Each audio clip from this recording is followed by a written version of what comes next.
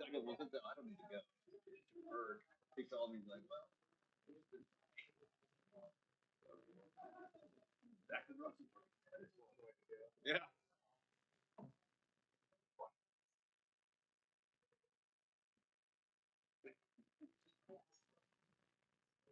You have a bunch on the docket next week?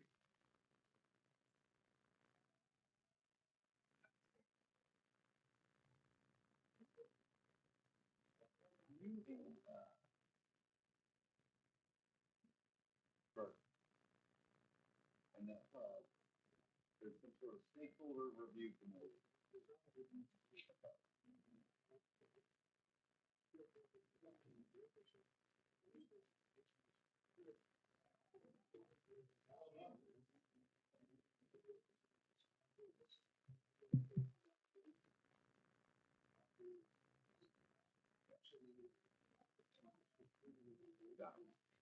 We're going on the 25th.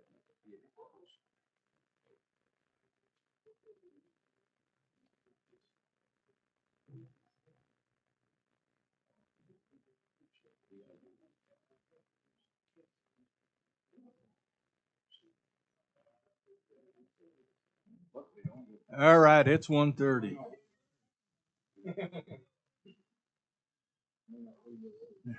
It is now 1:30. We call to order the Oklahoma County Planning Commission, room 204, 1:30 p.m., April 18, 2024.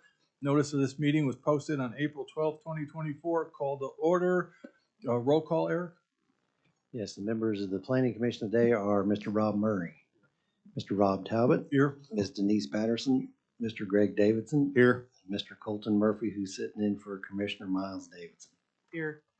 We have a quorum. Let's move forward. Item number 4, approval of minutes of the previous meeting. Everybody got a copy? Any changes? If not, I'll entertain a motion to approve. Motion to approve. Roll call, Eric? Nope. Do you have a question? You were gonna motion. Okay. Roll call. Mr. Murray? Yes. Mr. Talbot? Yes. Ms. Patterson? Mr. Davidson? Yes. Mr. Murphy? Yes.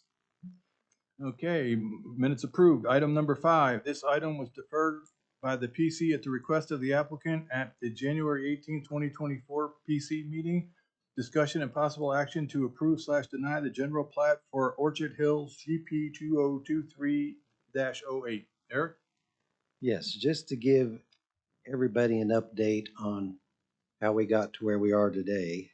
This item was on the Planning Commission originally back on the January meeting. So the zoning and the general plat were on the meeting at that time. The Planning Commission had voted against the proposal, the rezoning at that time. So it was 3 against, 2 for it. It went to the Board of County Commissioners in February 21st, and the Board of County Commissioners unanimously approved the zoning, which is to R1, from R2 to R1. So now that the zoning is in place, we're here to start the process of platting. This is the first stage, the general plat. As you can see, this is off of MacArthur and 234th. We have approximately 75 lots on 151 acres. This is the design they're proposing, and we're here to discuss that today. There's the only other thing that I have to add. I tried to send everything that I had as far as protest. Yesterday, there was one letter. I wouldn't say it's protest. I would say it's more of a concern. The property owner that is in the southeast corner there just had some concern about the entrance into the subdivision being close to his home. He was asking if that entrance into the subdivision could be moved north. That's a discussion that we can have. I will say, as far as the county's regulations, the separation between the driveway and his driveway is more of what we're concerned about. We have a setback requirement of 200 feet between driveways. The entrance of that subdivision to his driveway is approximately 600 feet. So that's where we stand as far as our regulations and our concerns. The applicant and the engineer are here to speak on it. That's all that I have to present. Any questions for Eric?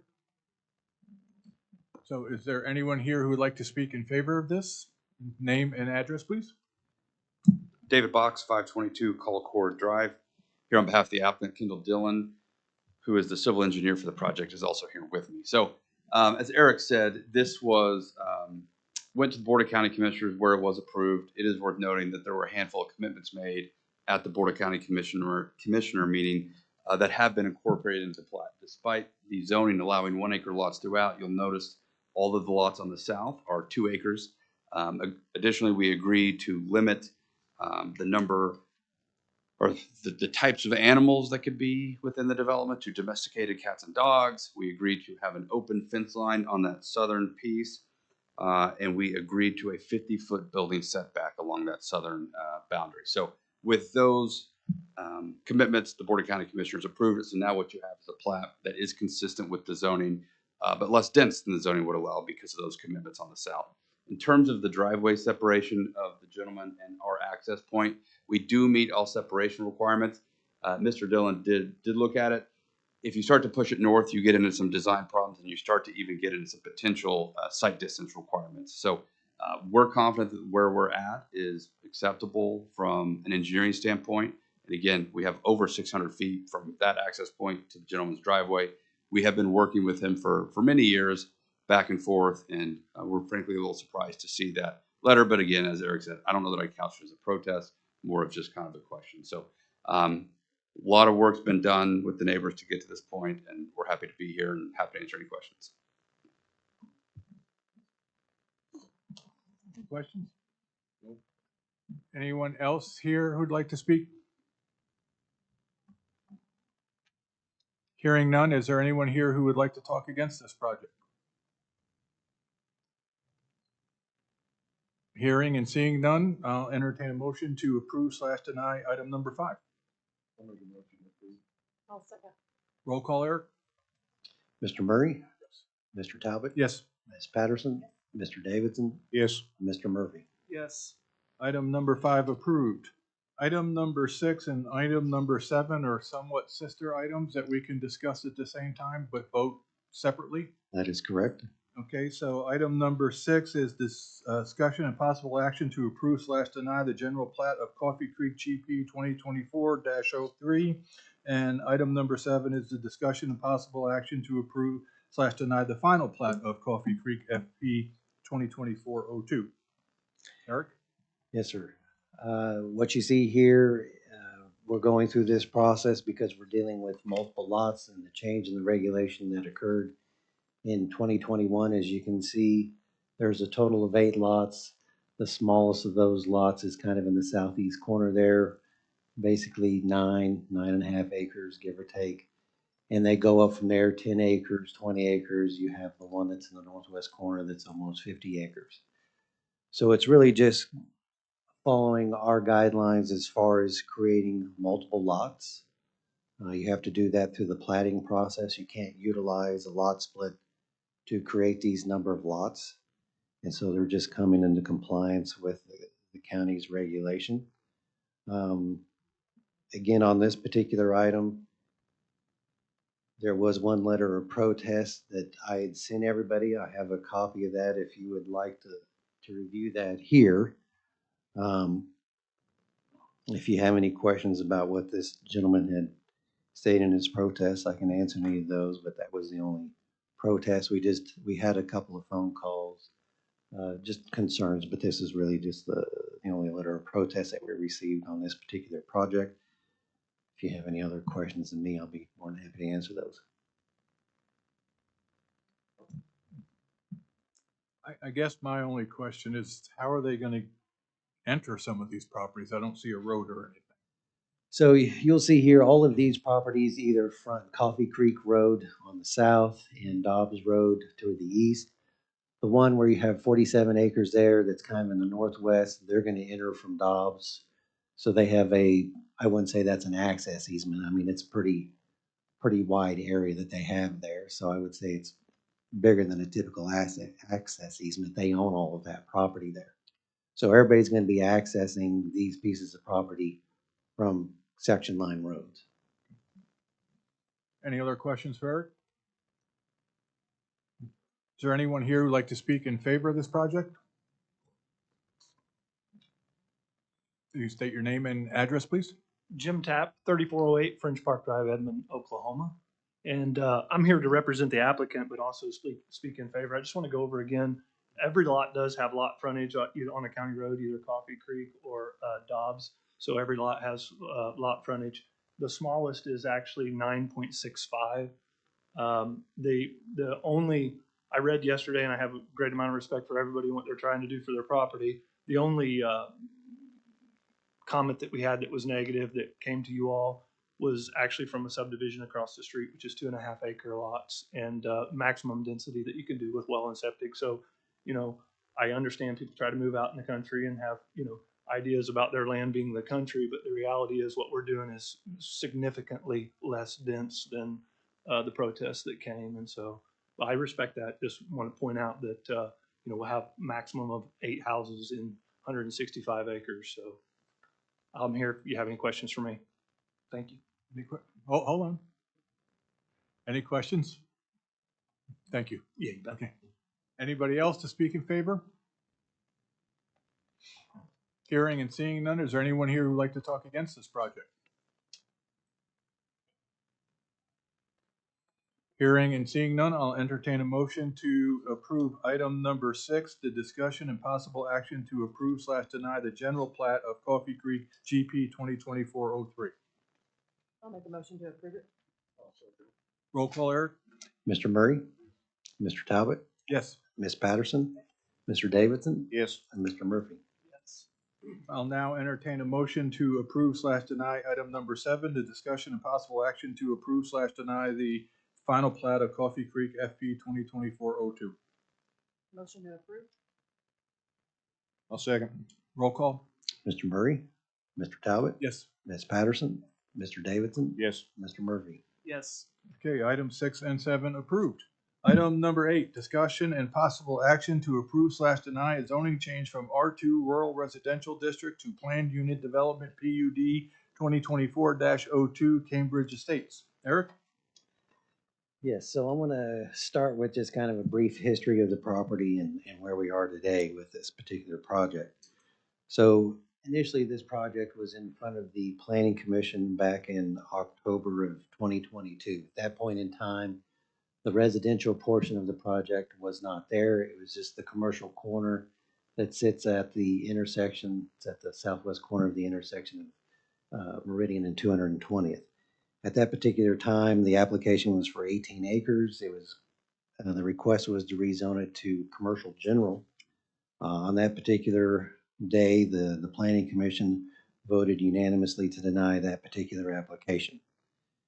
Fast forward to today, the application is different. Today, you have tract 1, which is on the west side along MacArthur. And that tract, you have approximately 10 acres, give or take.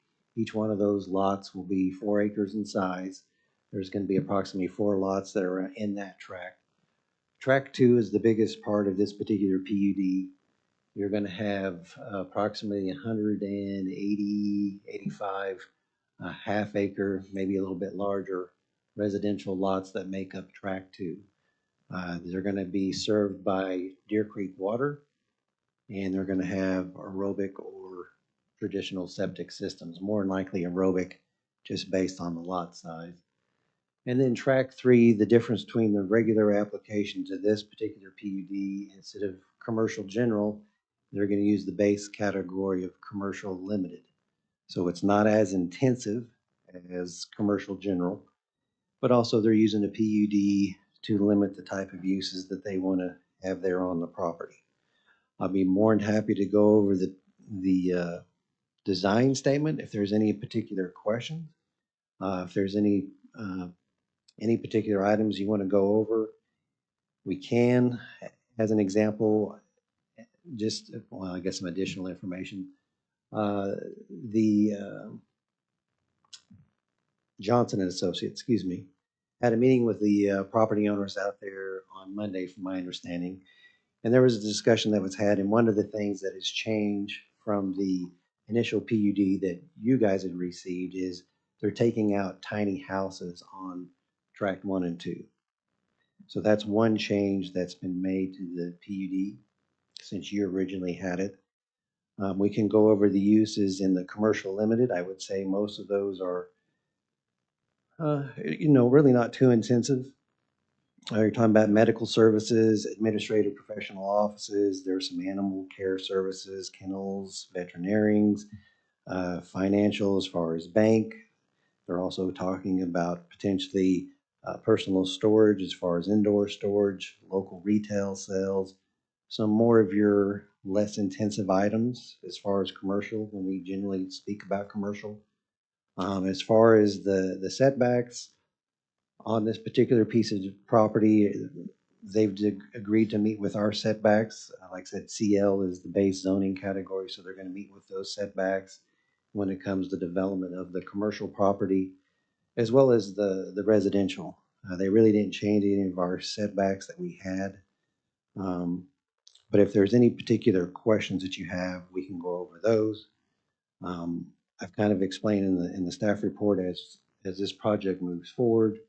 If it is approved today, then there are some other provisions that we get into when we start development of the property. As an example, just the number of lots that are associated with the residential development. They would have to do a traffic impact analysis if that part came to be. And then with the commercial corner there, we have a provision in our regulation as far as additional widening of the lanes to accompany along the frontage of that track there, track 3, to accompany the additional traffic coming in and off 220th Meridian. I'd be more than happy to discuss any more of the particulars in the PUD if you'd like to go over that. But that's all the information that I had. As you can see with the email that I sent, we had quite a few protests. And so I can go over any of those protests that you like. There was one gentleman that sent in a presentation that he asked that he could present. I sent that to you guys beforehand to take a review of that as well. So that's all that I had. Two, I guess, more educational questions than anything else. Because of the protest, this is a significant protest. Yes, sir. As you can see there along the north boundary, all of those property owners protested. So it would be considered significant protest when it goes to the Board of County Commissioners for their vote. Okay. And as with any PUD, we can approve all or some or none, correct? Right. Typically, with the PUD, there's some discussion between the Planning Commission and the applicant if there's certain uses or criteria as far as setbacks that you would want to modify from what's in the original PUD. And it basically boils down to an agreement. Anybody have any questions for Eric? Yeah, Eric, all the lots are half acre or smaller. Is that right? Half acre or larger. So, About how many are larger? well, if they're larger, they're not much larger. Okay. So you may be talking about 0.6 instead of 0.5 or 0.55. And this is R2 currently. Correct. I do have all the letters of protest and stuff if anybody wants to take the opportunity to review those. I do have the presentation if that's something the Planning Commission would like to look at as well. Let's take this one step at a time. And Sure. We'll go from there with that. Any other questions for Eric? Okay. Is there anyone here who would like to talk in favor of this project? Name and address, please.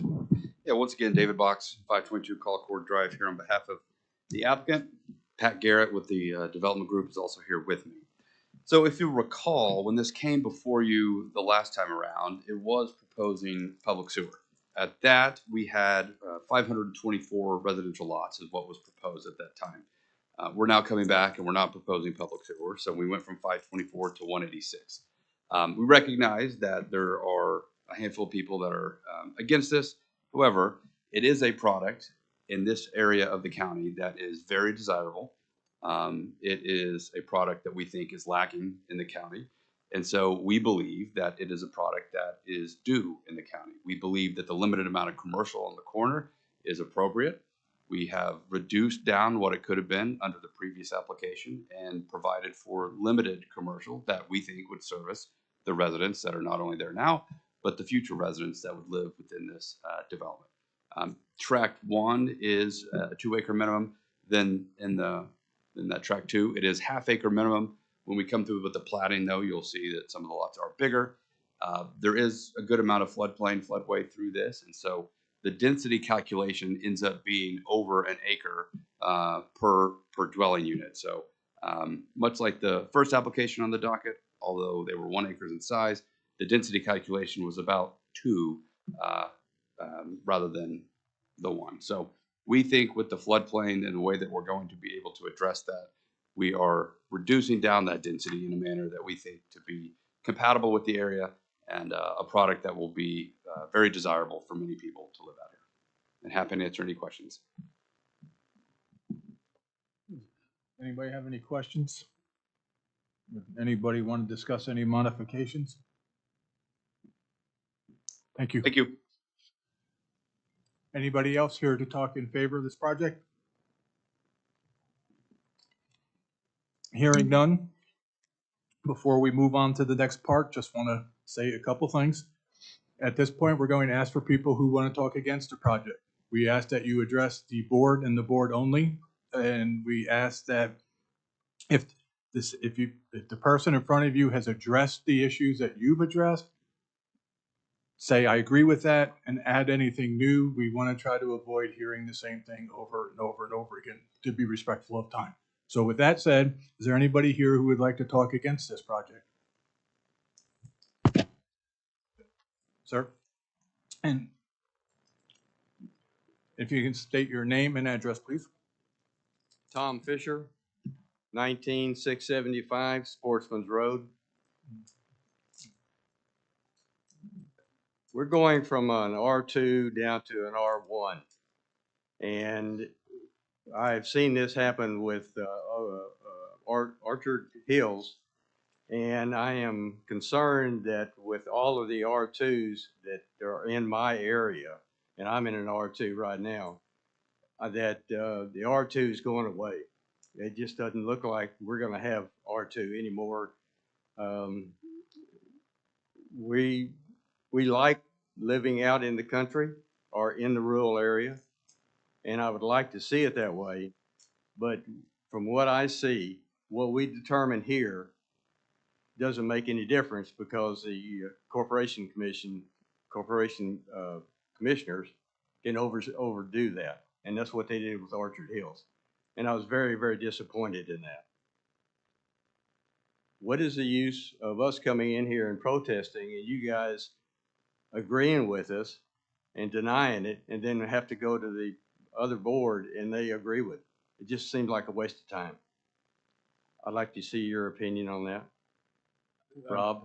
You would need to address that with the Board of County Commissioners. We can only address I what we address. cannot get a hold of my commissioner. I would recommend at the end of this meeting, you talk to the gentleman at the end there, and he can help you do that. Thank you very much. Appreciate it. You're welcome. Any questions for this gentleman? I got one. Yeah. Okay, How big is your lot? 3.5. Okay. Any other questions? They're all 3.5 in my neighborhood. And you're across the street? Pardon me? Are you across the street? Nope. Where are you? 192nd and Council. Okay. Any other questions? Thank you, sir. Anybody else? State your name and address, please. Laura Holmes, and I reside at 21204 Boogie Road, which is essentially 206 and Council. I submitted my protest letter as I have previously and would ask that for those of us who've chosen to live, as the previous speaker said, we live farther away from the conveniences of grocery stores and gas stations and convenience stores, laundry, all of those things. But we choose that because we wanted that. This commercial tract, you have areas in your master plan for commercial along Portland and also at 178th and MacArthur. That's recently been developed for some commercial, and it's sitting empty. Most of those spots in that new commercial development. Cutting from 2 acres down to half-acre tracts is entirely against all of the things and the reasons that I set out in my letter, which I won't repeat, that there's no basis for that. And we continue to erode the purpose of maintaining R2 in these areas. If people want to live on smaller lots, live in the city limits. And to answer in advance your question, I have 2 5-acre lots for a total of 10. My neighbors across the street have 20. The others on each side of me have 5. Very good. So we've chosen to live that way and to be that far out and to deal with the lack of conveniences because that's what we want to maintain. And that's true, as you all have seen in the surveys you've done in the Deer Creek area. I also have significant concerns about the increased traffic. You have at 206 or Covell, at Meridian and MacArthur have put in roundabouts, and that does help.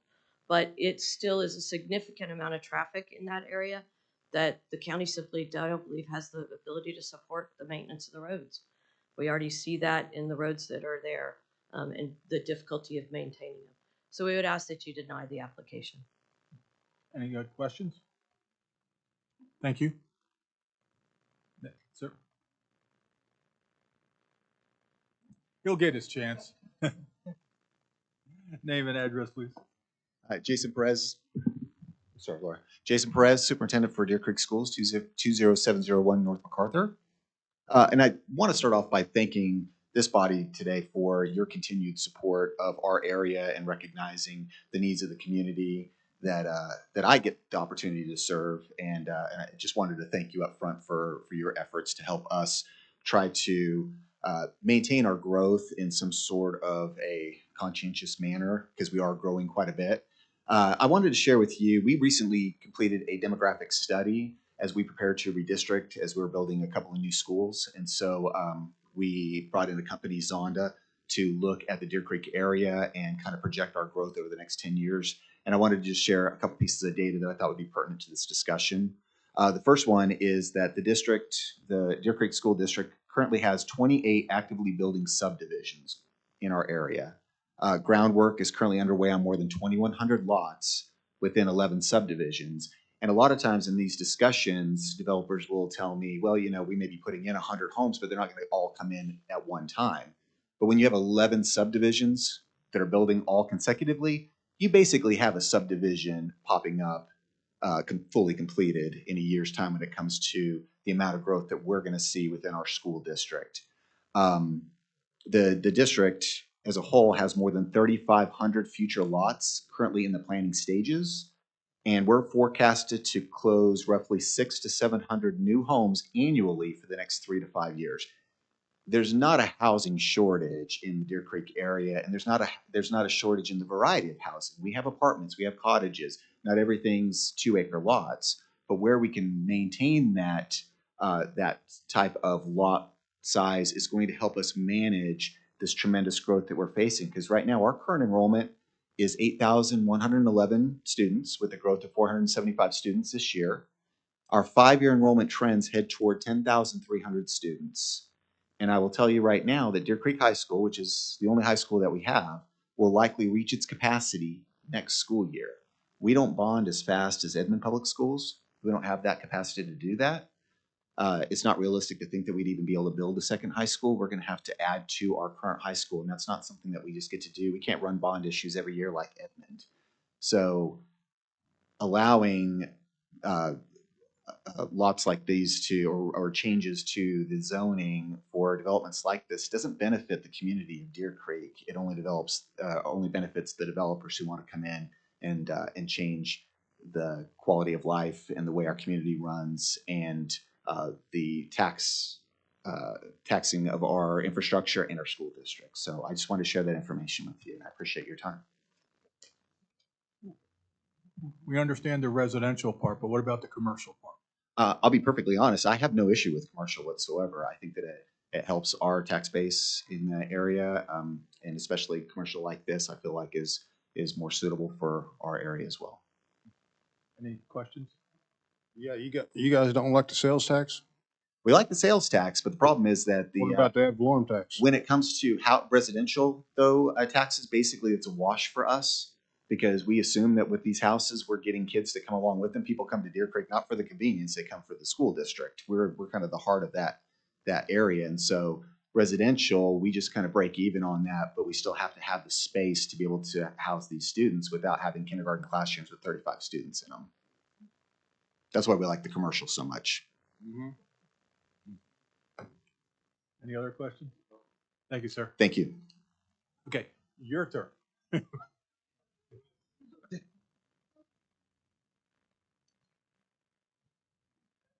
Name and address, please. Hi, Michael Majuli. I am at the corner of Northwest 220th and Meridian, 4547 Northwest 220th Street. I am here to speak in protest of the proposed development. So to introduce myself, I'm from New York. We moved to Oklahoma in 2018, predominantly for what we're seeing here. We moved here specifically to move to a rural agricultural place surrounded by other equine properties, and it's got some really special characteristics. It's very hard to find. As a pathologist, I have to work in a major academic institution, and it's very difficult to find a place like this where you can drive 25 minutes. There are 5 traffic lights between my 5-acre property with horses surrounded by other equine properties, and still be just 5 traffic lights away from a major academic institution. And that's very special to us. So when we first moved here, we really liked the look of the area as we moved in. We noticed everybody had those pipe and cable fences, and we decided we want to fit in with the houses around us. We want to make this be part of the community. So we also built similar type of fencing. So we, as Mr. Brand mentions, we did come in protests when they tried to give the commercial general, and we find it, frankly, to be a little bit disrespectful to come back and give us the same thing, put different lipstick on an even uglier pig. So it's still got the same commercial property right across the street from my house, no barriers, no greenways, nothing, just my front yard would now be, instead of pastures or even other homes, it would be a bank or a storage unit perpetually lit up. So everybody else is going to talk about how they're emotionally tied to the area and love how beautiful and open the property is. But I specifically want to point out some more of the logical reasons about how this plan does not fit in with the county master plan, doesn't fit in the zoning regulations, and how the planned unit development plan doesn't work. So in growth management, that's what we're here to talk about. The very first thing it talks about is encourage land uses consistent with the rural character of the county. Nothing high density housing and storage units and banks are not consistent with a rural character. Any newly developed areas should be compatible with existing and adjacent land uses. There's nothing compatible about any of that. Support development that uses land efficient. The only thing efficient about this is the efficient exploitation of land. The only place they don't have a house is underwater. So they want to encourage land use changes that protect the county's prime agricultural lands and environment. And that's kind of what we're here to do and what we're hoping the zoning plan, zoning regulation can do. So the county master plan residential land use, encourage residential development compatible with agricultural and natural lands, does not work. Protect the character of established residential neighborhoods. And this would ruin the character of our entire stretch of road. Residential 4, protect property values in the existing neighborhood. I think this would ruin our property values and those of our neighbors, and encourage preservation of open space, which this completely eradicates. Now, as far as commercial land use goes, they say provide opportunity for quality commercial development to serve the residents of the county. They have a plan for a bank, storage units, and retail. As mentioned, there's places on 74 can't even fill their spots. Mayflower Market's been over a year. Less than half of those spots are full. Places behind Sonic, empty. You want to put a storage unit in. Within 11 miles of us, there are 20 storage units. I called them this morning, the 5 closest to us, Storage Express, have units. Public storage, 2 of them, all available. Extra space storage, all have available places. And as far as banks, in 14 miles, there are 20 other banks. There's nothing that this plan provides that is going to be quality commercial. And during our meeting on Monday, which they heard us, but they apparently didn't listen to, I asked them to provide a definition for spot zoning, which they were either unable or unwilling to provide. But I found something in the Oklahoma Supreme Court decision of the city of Tulsa versus Mobley. A tract, usually small in relative size, in an area having a use pattern inconsistent with a small tract, thus projecting an inharmonious land use pattern. I think that's pretty spot on. But in the commercial land use objectives, minimize adverse impact on adjacent land uses, prevent strip type development along county roads and state highways, maintaining the country road character. There's nothing in this plan that provides for the country road character. Moving on to grab some water.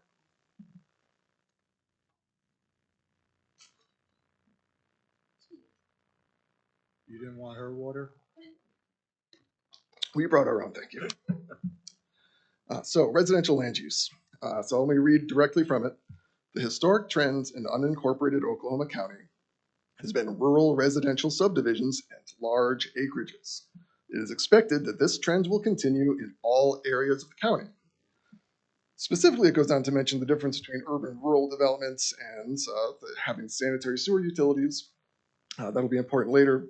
But again, another factor, the community's desire to retain a rural character in certain areas of the county. We're the community, we want to retain a rural character.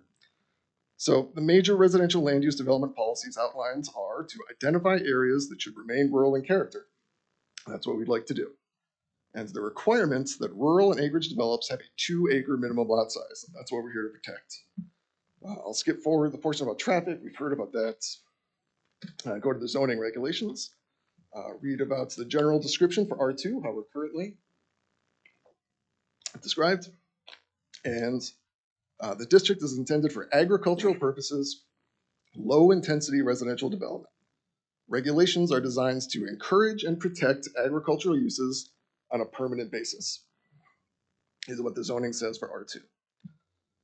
So as far as the planned unit developments, what they say in the zoning regulations, that planned unit developments should be more sensitive to the natural environment, have an enhanced natural setting, or enhance the standard pattern of development. And I don't see anything enhancing in their plans. The development must provide a higher level of amenities to the users, permit new or innovative concepts in land use. As I pointed out, there's multiple banks, there's multiple storage units. The only thing less innovative would be cannabis dispensary and car wash. If they want something innovative, something that provides a higher level of amenities, if the developers or the owners are here, maybe a 5-acre minimum equine community that has a riding facility, barrel racing facilities, something that would be enhancing. That's the kind of thing that I think the PUD should be allowing for. And so if the owners want to reach out to me, I can be their developer. It seems like I know the regulations better than they do. And I can also spell regulations consistently. So as far as protest and effect goes, you refer to us as a handful of people. I think it's fair to say that almost everybody along Northwest 220th disagrees with this. Even going further down 220th, the Rowlands say no, the Harrisons say no. My wife went door to door in the Bellagio district, the people backing up to this. We have more signatures. We'd be happy to provide additional letters of protest from the people in Bellagio. But all of us along that track, you can see, we all say no. Thank you. I don't mean to cut you off, but just in the interest of time, do we have any questions? I don't know if I asked you this before, but where from New York are you? Upstate. Upstate? Albany. What's that? Albany, New York. Albany? Okay. Poughkeepsie, New York. All right. Yeah, so the last bit, I guess I'll just skip over. Everybody seems kind of upset about the septic systems, and I agree. But in their PUD application under the concepts, they say The minimum proposed retail and commercial uses will provide much needed services that are lacking in the county. I think I've shown that there's nothing that we are lacking that this is going to provide us with. And I'd like to correct their last sentence where it says modifying the existing zoning requirements will provide the developer with the flexibility desired to develop the site in a way that complements the surrounding developments. But I think we can fix it to say modifying the existing zoning requirements will provide the developer with the ability to spot zone our neighborhood. So then lastly, service availability, they say private sewer systems for both the commercial and the residential. But if you go back to the master plan and the plan's commercial areas, it says, I quote, specifically, it is not appropriate for some commercial land uses to use septic systems for waste disposal. And then in the master plan for suburban housing, 4.1.2b, lots smaller than 1 acre must have public water and public sanitary sewer. And this provides none of that. So we really hope you don't let them turn our neighborhood into a cesspool. Thank you. Sir. Any questions? Anybody else? Sir?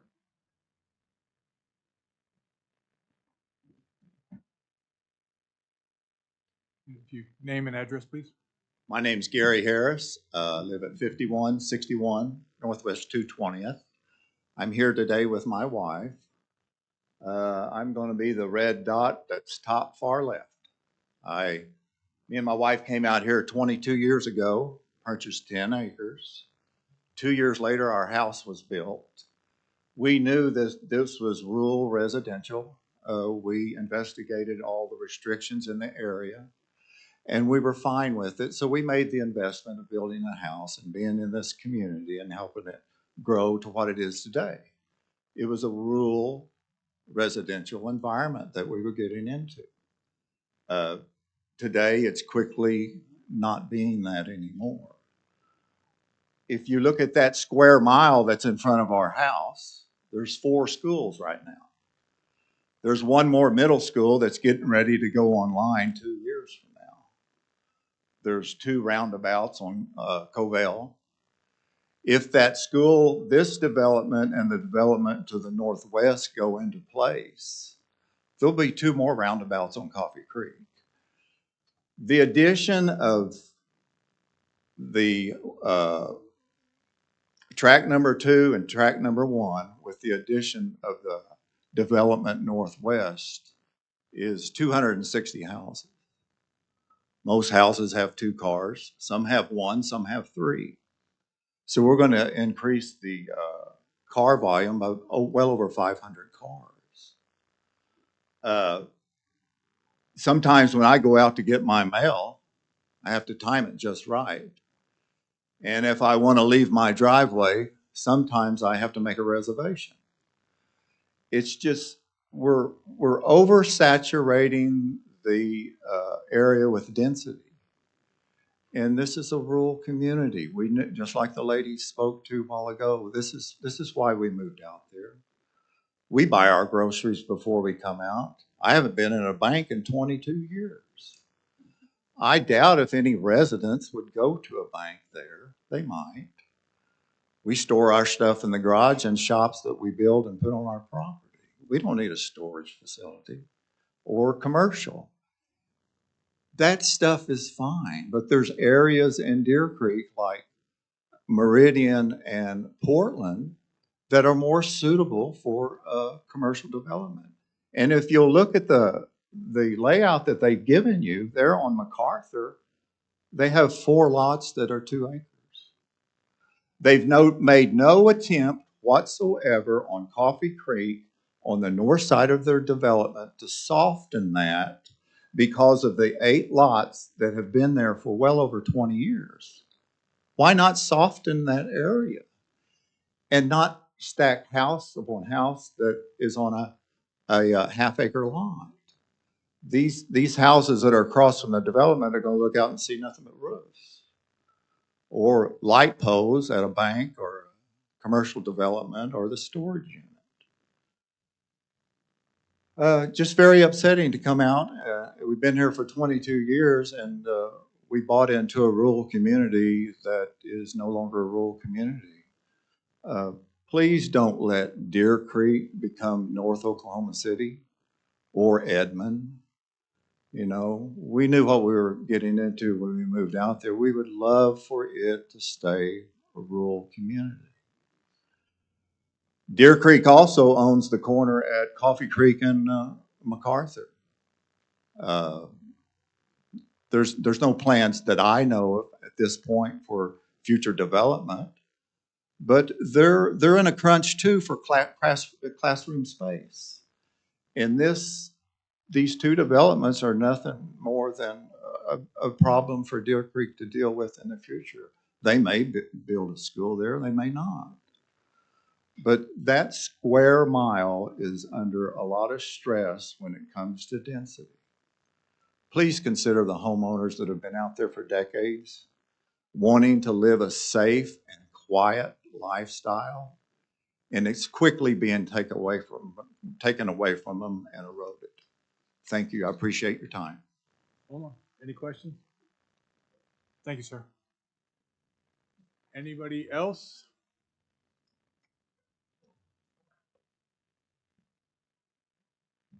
All right, Name and address. Jimmy Harrison, and I'm 4373 Northwest 220th. I echo a lot of the other concerns, especially around the schools. And then one other point on traffic, that 220th and Coffee Creek, where that kind of cutout is, that's Rose Union School. And at pickup and drop off time, that road's basically impassable. So I know Eric talked about the traffic impact analysis that would end up being necessary. I think that'll show that certainly that it needs more improvement there. At the end of the day, I mean, we kind of know what they want to build, where they want to build it, but we don't know a lot more than that. I mean, between the traffic, the school impact, environmental impact, as well as the utility and public services, Deer Creek Water, as far as I know, is under pretty severe stress. I'm not sure if they vetted that out or not. And then, again, to echo build on to some of the other comments, the PUD should really be used when we can't achieve the outcomes with regular zoning. And I don't see how this delivers any other benefit to the community. That blue section is a PUD. Those are extremely nice homes. Those are some of the nicest, certainly in the area. I think they're probably $750,000 to $1 million. So just keeping with, it's either kind of rural residential or super nice over there to the east. And we would just request that that y'all take some thoughtful consideration before approving something like this. Any questions? Thank you, sir. Thank you. Anybody else?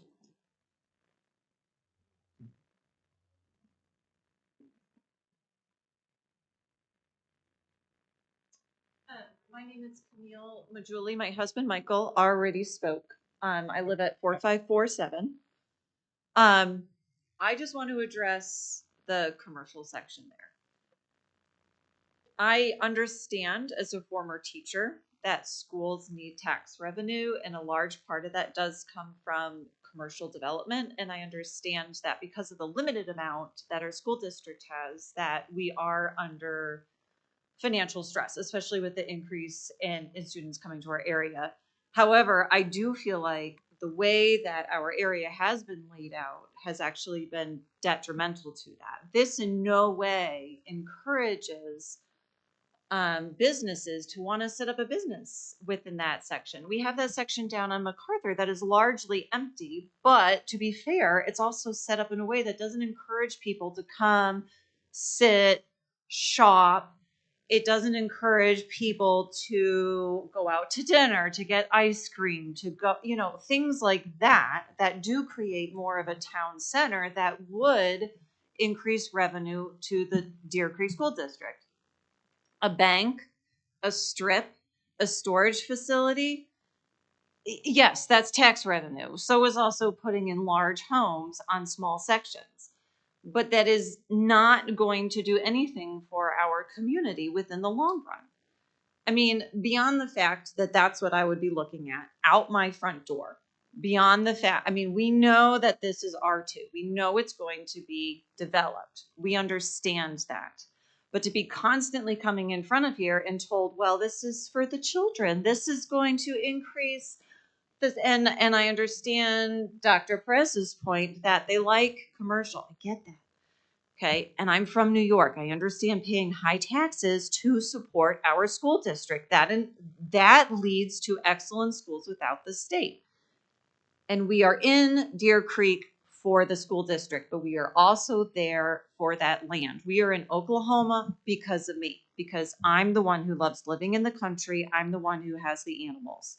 This is where we found a place where my husband could continue his work and I could have that feel. We have wonderful neighbors. We have a community. We do not need half-acre properties across the street from us. We do not need a commercial section right there. We need to focus on other areas that are already commercial, that have been. The feed store down in MacArthur has been there since the 20s. That should have been marketed as an area for commercial growth that would support our school district, not taking just some little corner there and putting things where people that drive by back and forth have no need to stop there. So thank you for listening to our concerns, and I really pray that you guys take our concerns to heart, because this is our home. Do you have any questions for me? Any chance you're gonna bring the German Shepherd back that'll chase us up and down the road when we drive by? No, so the previous owner had German Shepherds, and I've heard about these German Shepherds. They were beautiful animals. Thank you. Yeah, you're welcome. Anybody else?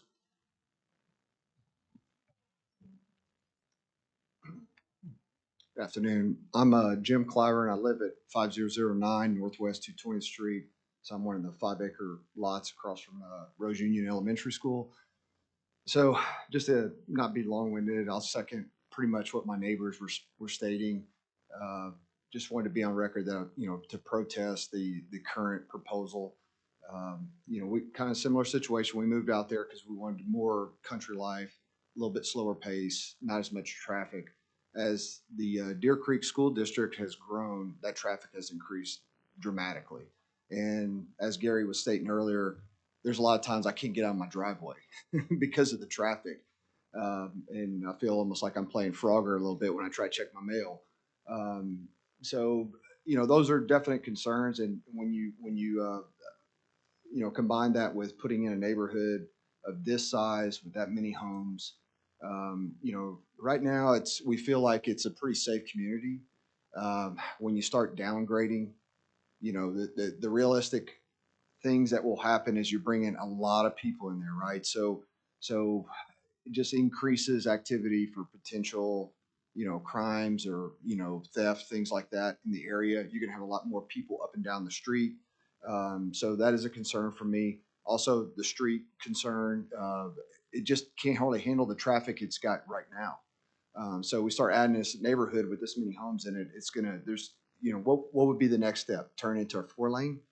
And that's definitely not something that we want to see in front of our houses, living this far out. Understand progress is coming.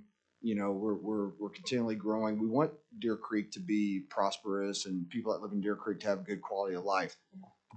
My concern is that with this neighborhood, with the size of the homes, the traffic, why should me and my neighbor's quality of life have to suffer for someone else to make a profit? And so I'm not saying don't put houses in. I'm not saying, don't make money, but at the same time, at what expense? To the people that already live in that community, that built homes there, that have lives there, that have been raising their kids there. And so the original proposal, or what it was zoned for originally, I have no problems with it. That was a good zoning policy. 2-acre lots,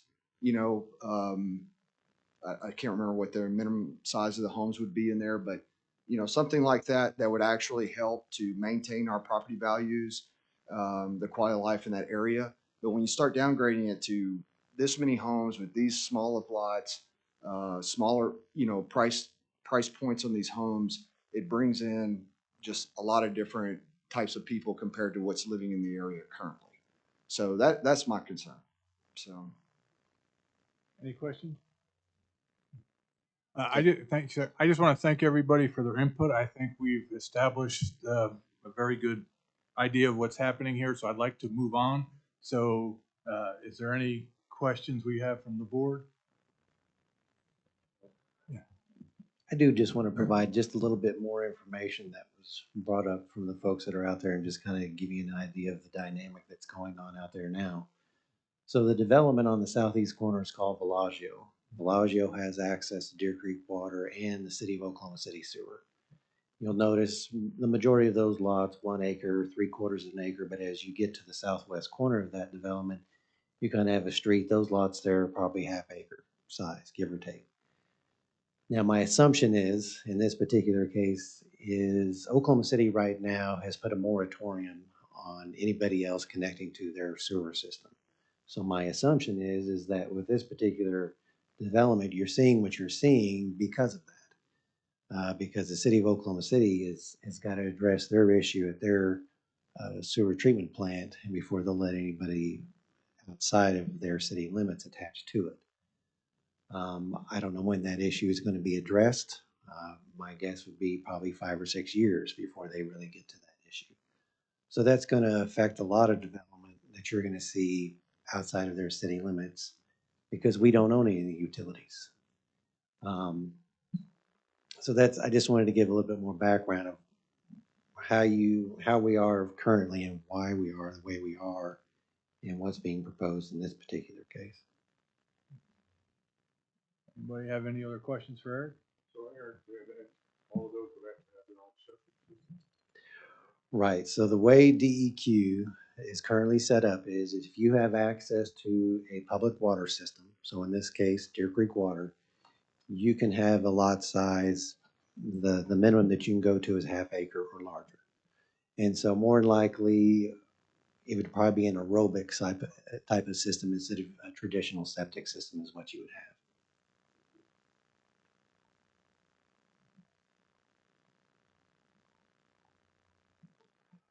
Any other questions for Eric? Hearing none, I'll entertain a motion to approve / deny the zoning change from R2 Rural Residential to Plan Unit Development PUD 2024-02.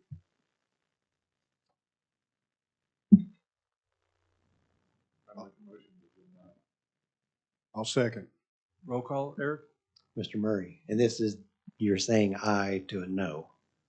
So I just want to be sure. Okay, Mr. Murray, Mr. Talbot. Yes. Ms. Patterson, Mr. Davidson, Yes. Mr. Murphy. Yes.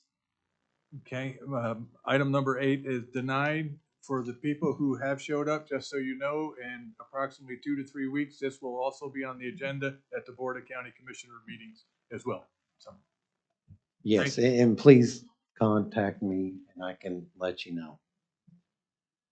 okay, item number 9, discussion and possible action to receive the March 2024 fee fund and expense report. I will leave the snarky comments out of it. Eric, you want to tell us what's going on?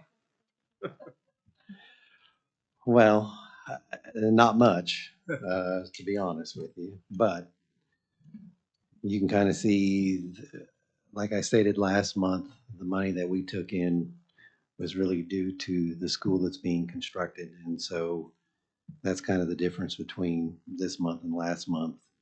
So I'll be surprised if we stay in the black for the rest of the fiscal year, but. Right. We do have some commercial development that was permits that were brought in, so that will sustain us a little bit, but I think for the end of the fiscal year, we'll probably be in the red.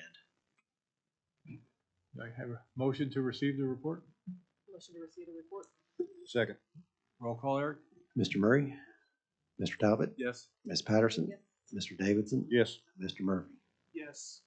Item number 10, new business. In accordance with the Open Meetings Act, Section 311.9, new business is defined as any matter not known about or which could not have reasonably been foreseen prior to the time of the posting of the agenda. Any new business, sir? Since there's no legal representation, I want to go off the rails a little bit. Here, we're going to start the process of redoing our master plan. I was hoping more of the folks that were here would have stayed here. But we're probably gonna start that here in the next couple of months. We're gonna send out surveys to folks, so they can give their opinion on what they want as we redo the master plan. The current one has been in place since 2008, so obviously we're going on 16 years, and it's time to redo that. We just hope we have the funding. I think it's gonna take a little while for everything to come into place because the amount of money that we have is not sufficient to do the plan at this time. So I think we're gonna start doing a lot of this stuff in-house first, as far as surveys, compiling those surveys, getting all that information together, laying the foundation. Then we'll actually get into contract with whomever is selected and start the process at that point. So it'll probably be sometime in 2025 in which we'll actually start doing that. But my main point of them hopefully still being here is sending out surveys, and we'll have public meetings. So based on your comment, if there's no legal representation, we can use the Robert Rules of Order going forward? Yeah. I guess that means there's no more new business. So No, I'll that's- entertain a motion to adjourn. Second. Roll call, Eric? Mr. Murray, Mr. Talbot, Yes. Ms. Patterson, Mr. Davidson. Yes. Mr. Murphy. Yes. We are adjourned. Hets.